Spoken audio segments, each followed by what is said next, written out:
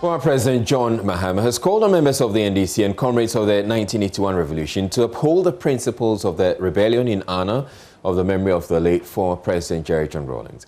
The former president said this at the 39th commemoration of the revolution that ushered in the Fourth Republic. Also at the ceremony was former Member of Parliament for the Keta constituency, Dan Abudakpi, who expressed worry about what he described as the militarization of the country's democracy and the danger it poses to the stability of the country. Latif Idris was at the ceremony and has come through the following report. This is the Osikan Park in the heart of the national capital of Accra, and moments ago this background was packed with activity.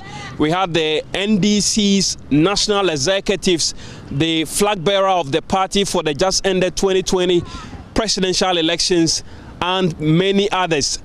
Addressing the party faithful here at the Osikan Park, former President John Dramani Mahama called on the rank and file of the party to now more than ever uphold the principle of probity and accountability. Comrades, now is a time for us to remain committed and united to the cause of our party.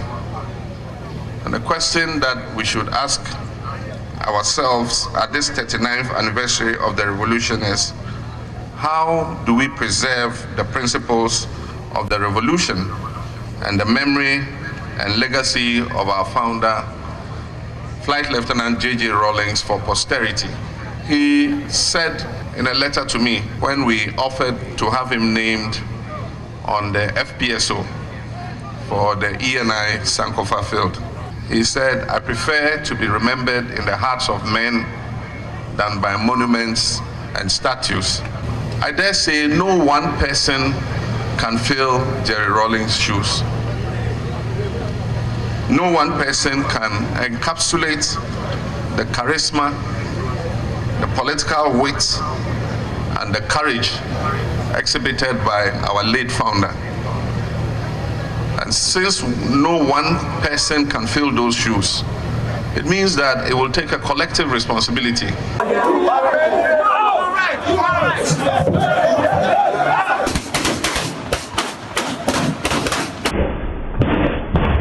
Some lives were lost in the course of this election. I'm talking about the 2020 general elections, and the former president paid homage to the lost souls with a promise that regardless of how long it takes, he would ensure that families of the deceased are compensated.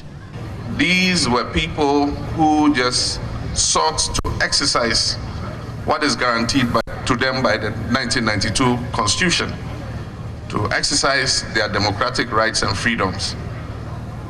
Nobody should die exercising those fundamental rights.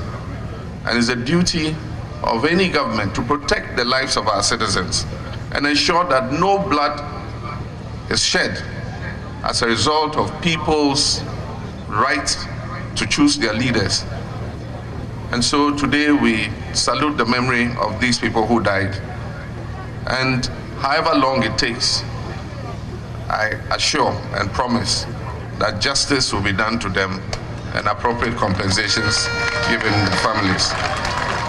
Former Member of Parliament and also former Minister of State in the erstwhile NDC administration, Dan Abudakpi, expressed worry about what he described as the militarization of Ghana's democracy. Today, our democracy is being militarized. We are seeing things that at the launch of the revolution, at the beginning of the democratic process, we never thought that was going to happen, but those things are happening. But I believe, and I'm sure we all do believe, that if we organize people, if we organize properly, and let the mass of our people begin to really see us as not only using them to take political power, but making sure that power really belongs to them, no obstacle will stand in the way of the forward march of this country.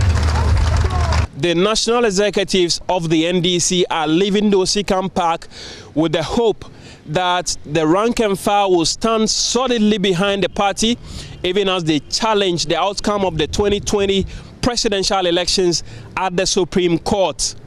From the Osikan Park here in Accra, this is Latif Idris reporting for Joy News.